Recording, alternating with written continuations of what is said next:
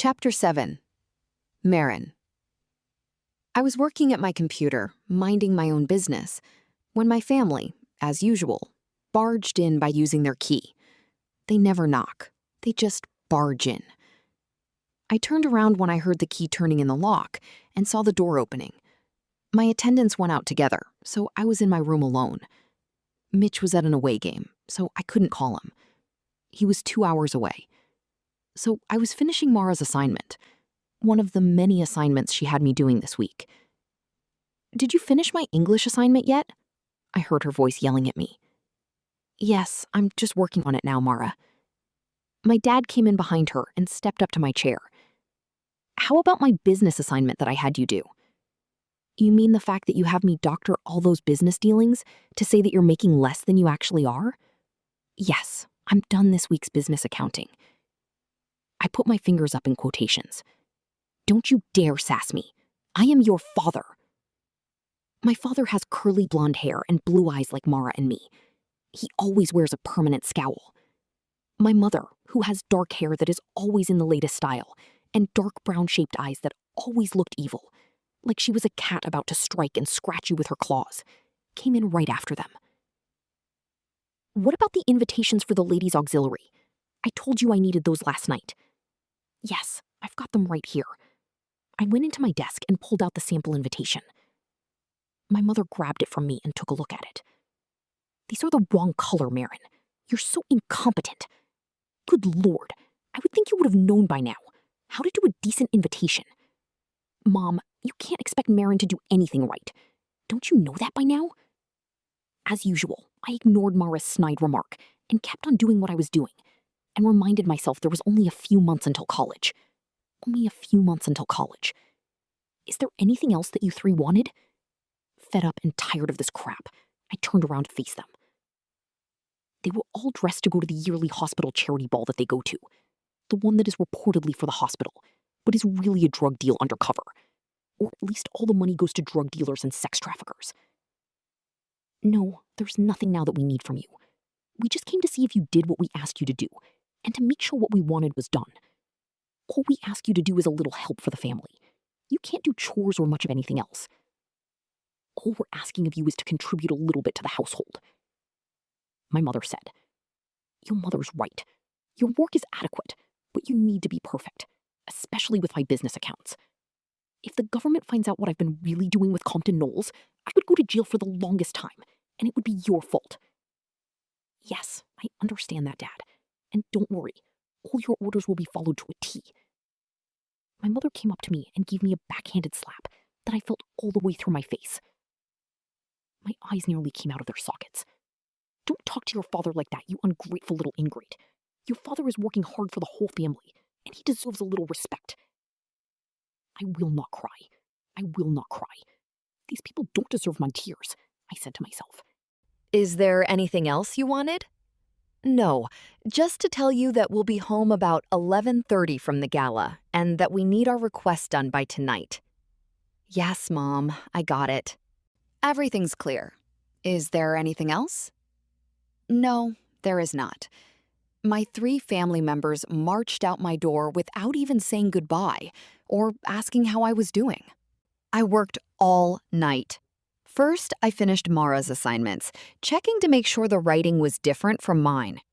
Doing Mara's assignments was difficult because I didn't only have to make sure that the content of the assignment was different and more advanced than mine, but I also had to make sure that her writing was different as well.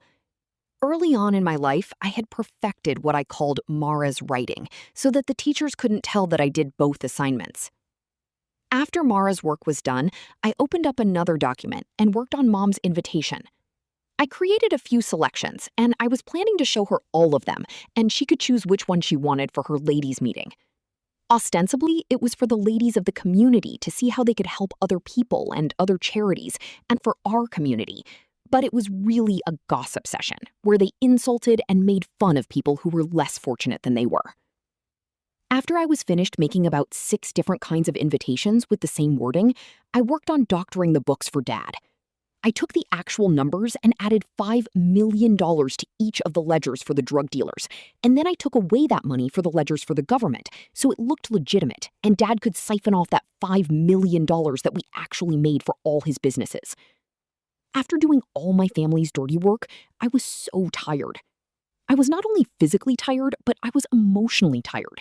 I'd been doing this crap for years, and I didn't see a way out. I thought of calling Mitch, but I looked at the time and he would still be in a game. So I thought I'd put on an audiobook, since I had done my own homework way before working on Mara's or Mom's or Dad's things, so everything was done. As I listened to the audiobook, it was one of those sexy scenes that I absolutely loved. A scene that you would have to hide under the covers when reading. A scene with words that I would never use in regular conversation or life, but they were delicious to listen to when you were reading. After about 2 hours of listening to my audiobook, I looked at the clock. It was 12:30. They weren't home yet. Oh, they probably got drunk and forgot about the time. 1:30 passed by, 2:30 passed by, 3:30 passed by, and by 4:30, I pressed the intercom in my room to call Lindsay. Lindsay, is my family home yet from the benefit? No, they're not, Mirren. Oh, okay. 4:30. At about 5 in the morning, I could hear the doorbell ringing to the main house. I didn't usually pay attention to what went on at the main house since I had my own space, but something told me that I needed to pay attention to this, and I needed to brace myself. About 15 minutes later, Lindsay came boasting into my part of the house. Tears were on her cheeks, and she looked white. Lindsay was always calm and carefree. Nothing bothered her, but she looked like she'd seen a ghost. Soon after Lindsay came, Daphne came in. She looked just as horrified. She kept muttering to herself, I can't believe this. I can't believe this happened. Oh, no, no, no. Daphne kept saying, I can't believe this. I can't believe this happened. Daphne, what happened? I drove my chair over to her and faced her. What happened? What happened? Lindsay, tears streaming down her face, came over to my chair. Tonight, Marin, there was an accident when your parents and sister were coming from the benefit. At the benefit, they had a little too much to drink. Daphne said, let's be real with her. They were sloshed. People tried to stop them, but because they're so influential, people were afraid to get involved. They tried to grab the keys away from your father when he tried to pick them up to leave, but they couldn't. So he got into the car, and so did your mother and your sister, who were equally drunk. Security guards for the venue tried to stop them, but they couldn't be stopped. They insisted that your father was okay to drive, and they were okay to be in the passenger seats. Your father started the car, swerving and dodging in and out of traffic. They made it to the highway, and on the highway, they hit an oncoming car. The driver of the oncoming car is in critical condition in hospital, but they say he'd be okay. But your parents and sister, darling, I'm so sorry, but they didn't make it. They all died on impact. I'm so sorry. At that moment, I was stunned, shocked. I didn't know what to feel. I was numb. I felt nothing. A scream tore from my chest. It felt like my very soul was being torn into pieces, and that my life, I just had the bottom dropped out of it. No, no, it can't be. I began to wail. They're not dead. I just saw them a few hours ago, and Mom just told me about the invitations. Dad told me about doctoring the books, and my sister Mara was yelling at me about doing her assignments. They're not dead. They're not dead. They're not dead. They'll be back in a minute. They have to be. I turned on Lindsay. No, you're lying. You're lying. They're not dead. They can't be. Unfortunately, love, they are. They are.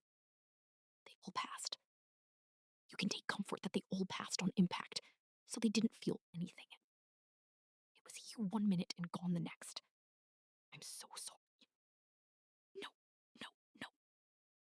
I put my head in my hands and started to cry. All those times I wanted to get out of this. All those times I wished they were dead. Did I do this? Did I do this? Did I wish this on them? I must have said that out loud because Lindsay put her arm around me and said, no, you didn't wish this on them. You didn't wish it. You took the responsibility for it. Several people tried to stop them. Guards and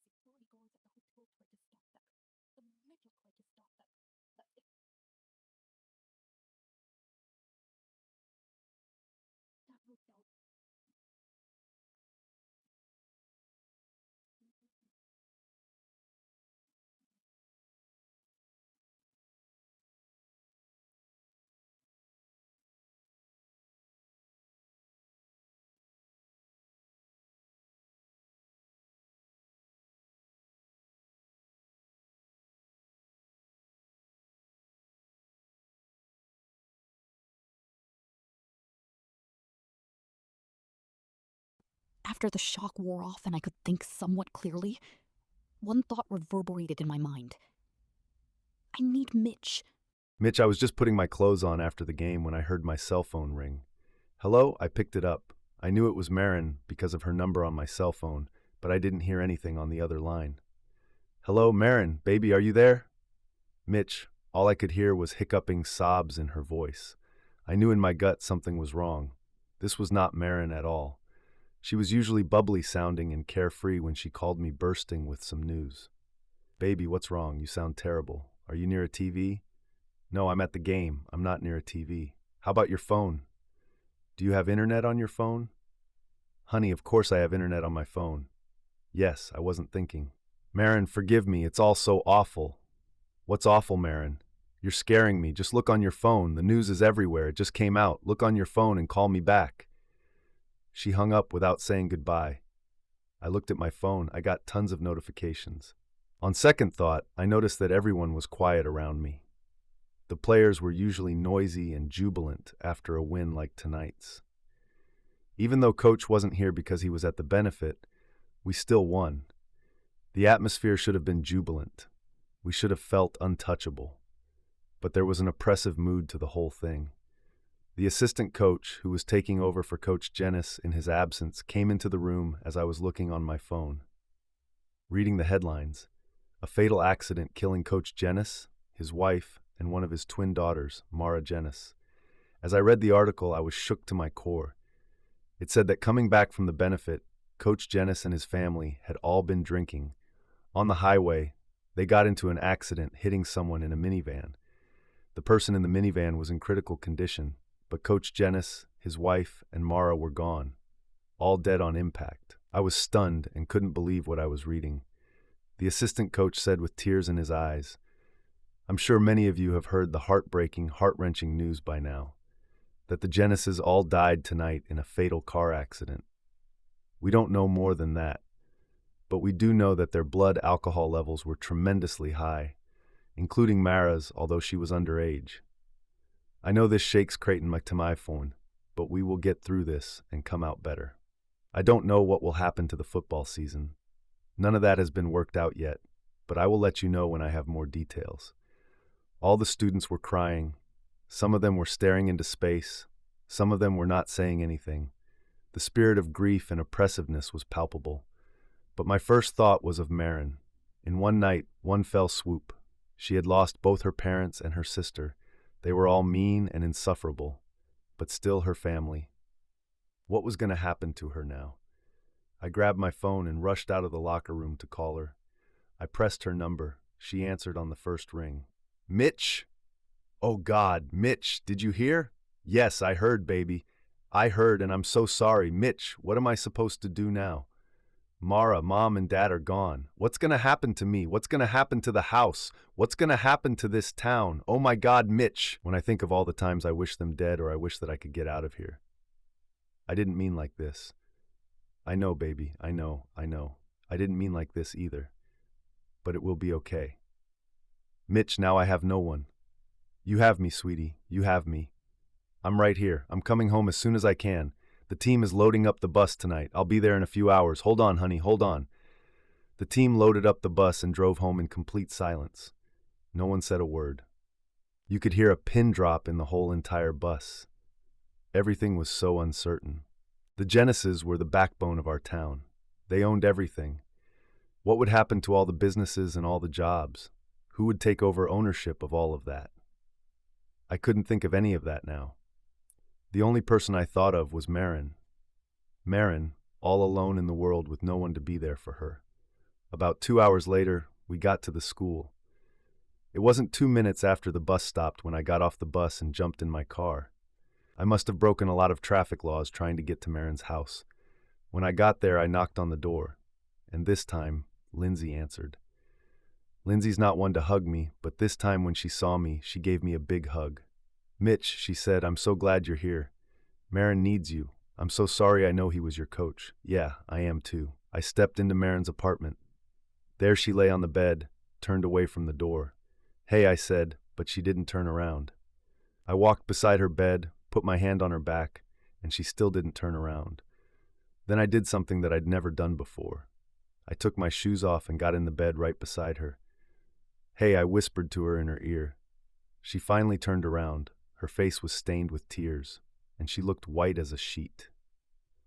"Oh, Mitch, did I cause this? I mean, all the times I said I wish I could get out of here, and even sometimes I said that I wish they were dead. Did I cause this? No, honey, you didn't cause it. It was their stupid mistakes." That's what Lindsay said. But it's hard to believe. I know. I said it several times, too, in my head that I wish that some harm would come to them.